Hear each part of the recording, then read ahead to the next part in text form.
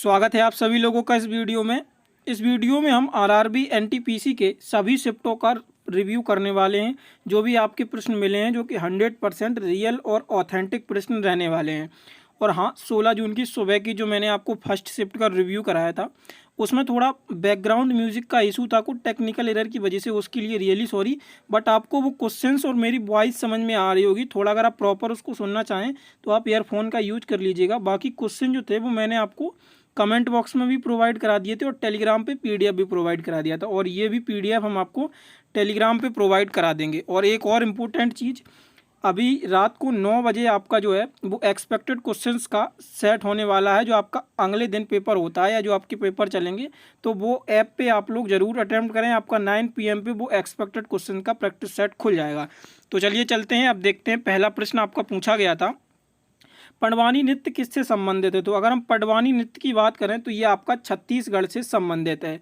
वहीं दूसरा प्रश्न आपका था, कलिंग युद्ध किस वर्ष हुआ था। तो कलिंग युद्ध की जो शुरुआत हुई थी ये 261 ईसा पूर्व में कलिंग युद्ध की शुरुआत हुई थी। अगला प्रश्न आपका पूछा गया था, प्रार्थना समाज की स्थापना 1867 में किसने की थी। तो प्रार्थना समाज की स्थापना जो है 1867 में ये आपकी आत्माराम पांडुरंग के द्वारा स्थापना की गई थी। अशोक ने बौद्ध धर्म किस वर्ष स्वीकार किया था। तो ये यहाँ पे थोड़ा इसमें मतभेद भी है। और अगर हम इसमें देखें जो ऑथेंटिक आंसर दिया रहता है, अगर उसमें ऑप्शन में 260 वर्ष ईसा पूर्व दिया था तो उसका वो राइट आंसर होगा। और एक ऐसा भी माना जाता है कि उसने अपने शासनकाल के 8वें वर्ष में बौद्ध धर्म को अपनाया था। तो ये दोनों कंक्लूजन बन सकते हैं, लेकिन ऑप्शन में मैंने 2-3 बच्चों से बात भी की थी, 260 ईसा पूर्व दिया गया था। तो इसका राइट आंसर जो होगा आपका 260 ईसा पूर्व ही होगा। और कलिंग युद्ध आपको पता ही है वो 261 BC में अशोक के द्वारा लड़ा गया था। अलीपुर बम कांड किससे संबंधित है। तो अलीपुर बम कांड आप सभी लोगों को पता ही होगा कि 1908 में ब्रिटिश सरकार के खिलाफ षड्यंत्र और क्रांतिकारी गतिविधियों से ये संबंधित था। वहीं आगे हम बात करें, निम्न में से कौन सा राज्य किसी देश के साथ सीमा साझा नहीं करता है। तो ये आपका ऑप्शन से एलिमिनेटेड करने वाला ऑप्शन था जो कि आराम से आप एलिमिनेट कर सकते थे। इसमें पूछा गया था कि कौन सा राज्य आपका जो है वो किसी भी देश के साथ सीमा साझा नहीं करता है। तो ऑप्शन में आपका छत्तीसगढ़ भी दिया गया था, और जो आपके जो गुजरात है, जम्मू कश्मीर है, ये भी दिए गए थे। तो एलिमिनेशन से अब वो प्रश्न हो जाएगा। अगर जहाँ तक जो बच्चों ने सही बताया है तो ऑप्शन में छत्तीसगढ़ भी था, तो इसका राइट आंसर जो है वो छत्तीसगढ़ ही होगा। आयोडीन किस समूह से संबंधित है। देख लीजिए, ये रिव्यू का यही फायदा होता है, क्योंकि मैंने आपको ये शायद से 14 जून की रिव्यू में कराया था और वहीं पे मैंने बताया भी था हैलोजन समूह और आयोडीन से भी संबंधित होता है। तो आवर्त सारणी के 17 समूह जो होता है 17वें नंबर का, उसको हैलोजन समूह से भी संबंधित होता है। कौन सी जगह भारत म्यांमार चीन को छूती है। तो भारत और म्यांमार जो है वो चीन को छूती है। दीफू दर्रा भारत, चीन और म्यांमार के बीच एक त्रिकोणीय जंक्शन जो ट्राई जंक्शन का कार्य करता है, ये दीफू दर्रा जो है ये ट्राई जंक्शन का काम करता है, जो भारत चीन म्यांमार के बीच त्रिकोणीय जंक्शन है। अगला प्रश्न आता है, 42वें संविधान संशोधन का दूसरा नाम क्या है। तो इसको हम लघु संविधान के रूप में भी जानते हैं। सबसे ज़्यादा संविधान संशोधन इसी से किए गए थे। 42वें संविधान संशोधन से ही सबसे ज़्यादा संविधान में छेड़खानी की गई थी। विश्व व्यापार संगठन WTO की स्थापना कब की थी। तो 1995 में WTO की स्थापना की गई थी। वर्ल्ड ट्रेड ऑर्गेनाइजेशन, जिसका हेडक्वार्टर कहाँ पे है, जिनेवा स्विट्जरलैंड में इसका हेडक्वार्टर है। अगला प्रश्न था आपका, विश्व स्वास्थ्य शिखर सम्मेलन 2025 की क्षेत्रीय बैठक कहाँ आयोजित की गई थी।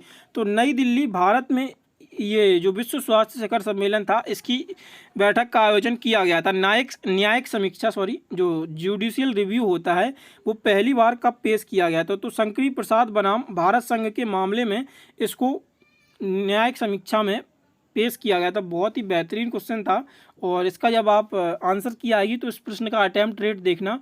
और मैं आपको बताते भी जा रहा हूँ कि कौन से बेहतरीन प्रश्न पूछे जा रहे हैं।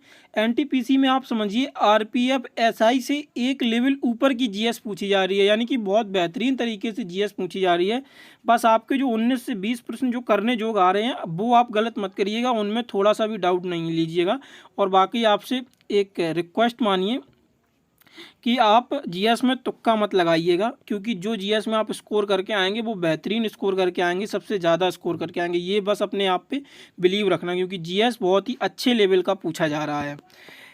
अनाहत सिंह ने मार्च 2000 2025 में कौन सी प्रतियोगिता खेली? तो जो SRFI होती है, इंडियन टूर PS चैलेंजर प्रतियोगिता होती है, यही अनाहत सिंह के द्वारा खेली गई थी।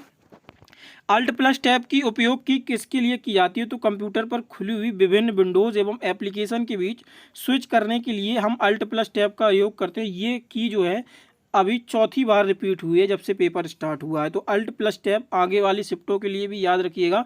जब कोई भी विभिन्न विंडोज़ में हम एप्लीकेशन के बीच, जब एक एप्लीकेशन से दूसरे एप्लीकेशन के बीच स्विच करते हैं तो अल्ट प्लस टैब का यूज़ करते हैं हम। अगला देखते हैं, अगला है आपका बैंकिंग सुधार के लिए गठित समिति कौन सी है? तो नरसिम्हन समिति है, कई बार करा चुके हैं, सारी समितियां भी करा चुके हैं। अब बात यह है कि आपने की हो सीरीज, PYQ सीरीज ले लीजिए या सुपर सेट सीरीज ले लीजिए या फिर एक्सपेक्टेड सेट सीरीज ले लीजिए।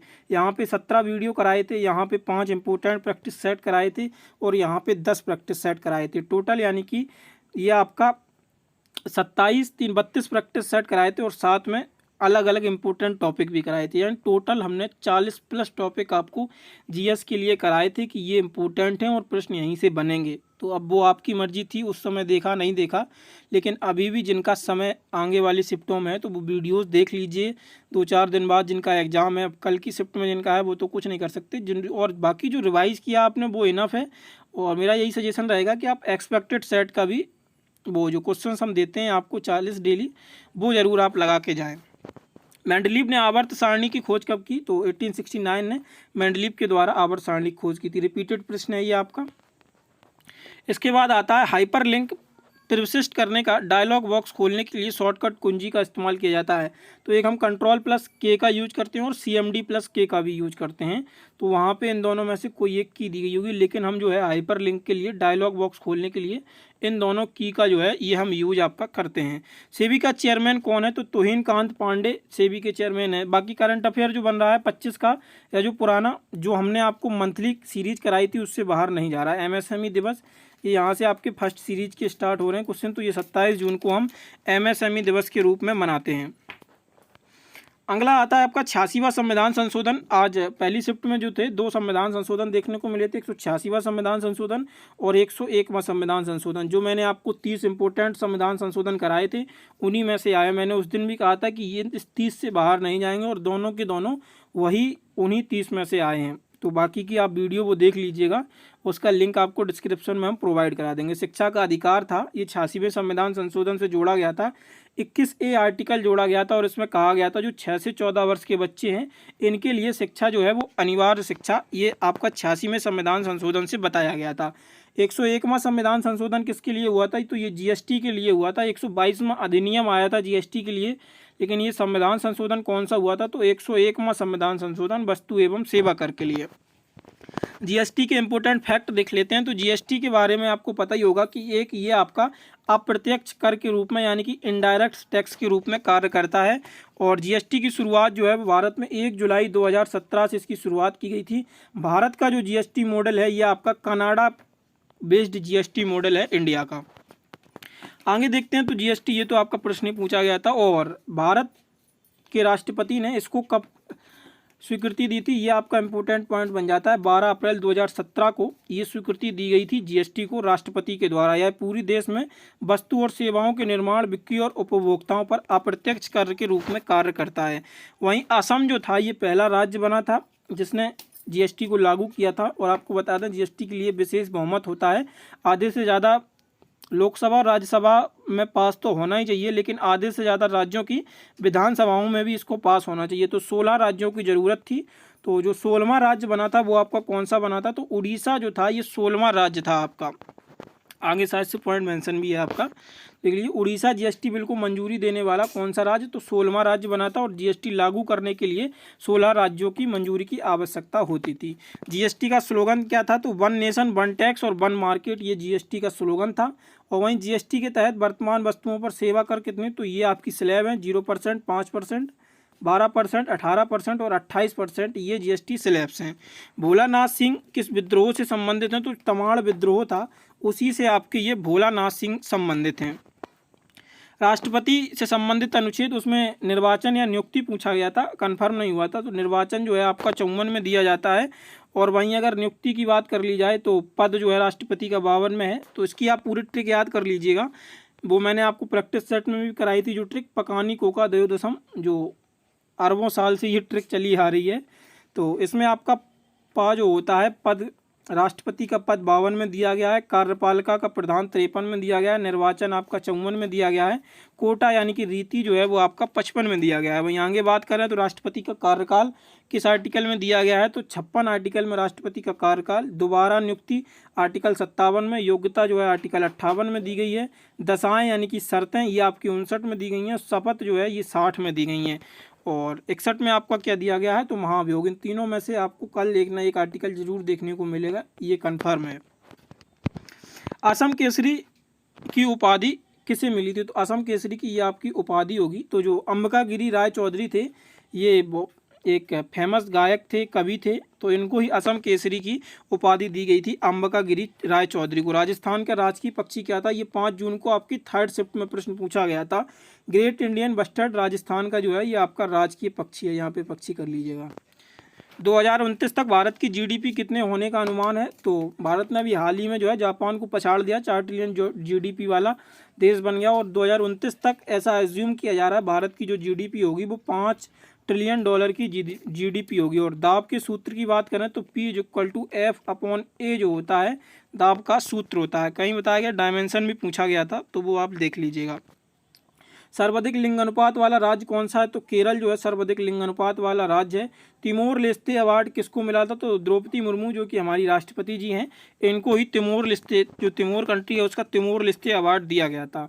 1857 के विद्रोह से 1 वर्ष पूर्व अधिनियम के अनुसार आदेश मिलने पर विदेश यात्रा की अनुमति दी जाएगी। तो ये 1857 के विद्रोह के 1 वर्ष बाद जो अधिनियम आया था 1858 का, जिसमें जो था ब्रिटिश ईस्ट इंडिया कंपनी का शासन जो था वो ख़त्म कर दिया गया था, और ब्रिटिश क्राउन के अंडर जो इंडियन था, वो इंडिया की जो गवर्निंग थी वो ब्रिटिश क्राउन के अंडर दे दी गई थी, और उसी अधिनियम से ही विदेश आने जाने की अनुमति दी गई थी। एक प्रश्न आपका नृत्य से पूछा गया था कि ये नृत्य किस राज्य से संबंधित है, तो वह आपका ऑप्शन से आराम से एलिमिनेट हो सकता था, वो शास्त्रीय नृत्यों से ही प्रश्न था। कॉप 2024 कहाँ हुआ था, तो अजरबैजान बाकू में कॉप 2024 का आयोजन किया गया था। और राष्ट्रीय मानव अधिकार से कथन से संबंधित प्रश्न पूछा गया था। तो राष्ट्रीय मानव अधिकार के बारे में, यानी कि जो राष्ट्रीय मानव अधिकार NHRC है, ये रक्षा और संवर्धन के लिए जिम्मेदार है, स्वतः वैधानिक निकाय है, जिसकी स्थापना 12 अक्टूबर 1993 को हुई थी। ठीक है। इसके बाद आपका पूछा गया था 1292 में विदिशा का शासक कौन था, तो अलाउद्दीन खिलजी जो था 1292 में विदिशा का शासक था। फर्स्ट शिफ्ट में शायद से आपका ये प्रश्न पूछा गया था केरल की जगह पे कि किस राज्य में अनुसूचित जनजाति का लिंग अनुपात सबसे ज़्यादा था। अनुसूचित जनजाति का लिंग अनुपात पूछा गया था। अगर ओवरऑल लिंग अनुपात पूछा जाए तो वो केरला में ज़्यादा है, और लिटरेसी भी केरल में ही ज़्यादा है। और सबसे ज़्यादा डेंसिटी कहाँ पे है, तो वो आपकी बिहार में देखने को मिलेगी। लक्षद्वीप और मिजोरम, ये आपका 2 ऑप्शन राइट हो सकते हैं। ऑप्शन के हिसाब से देखना होगा क्या होगा आपका।